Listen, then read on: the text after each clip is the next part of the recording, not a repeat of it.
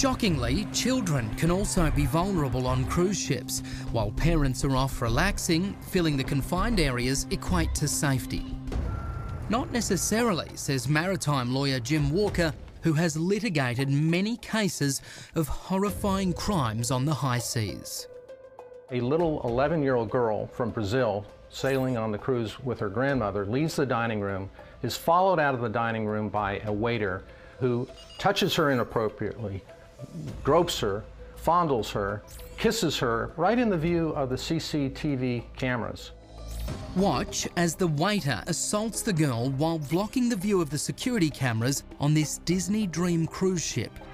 Dawn Taplin was the Disney security officer who investigated the incident. She no longer works for the cruise line. She's literally trying to get away from him. I mean, you see her kicking her legs at one point, just trying to pull away from him.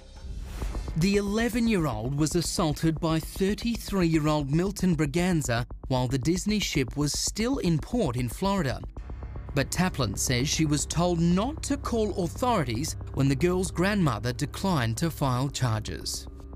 If a crime is committed while you're hooked up anywhere here, it is an American, it is a United States, it is a Florida crime, period.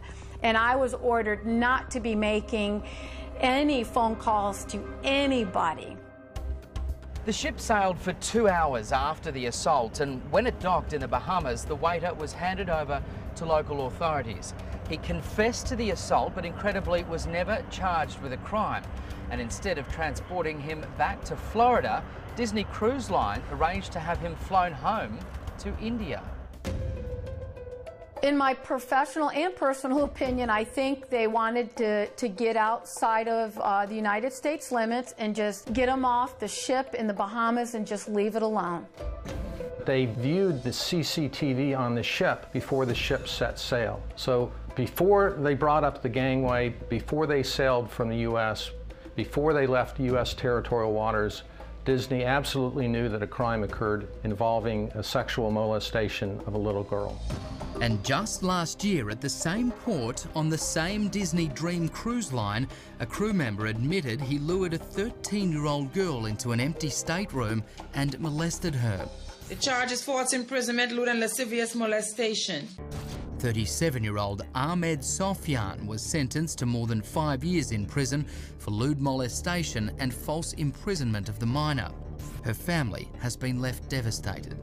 I am unable to talk about the details of this crime without crying or shaking. None of us want to discuss this cruise, which has definitely turned into a nightmare.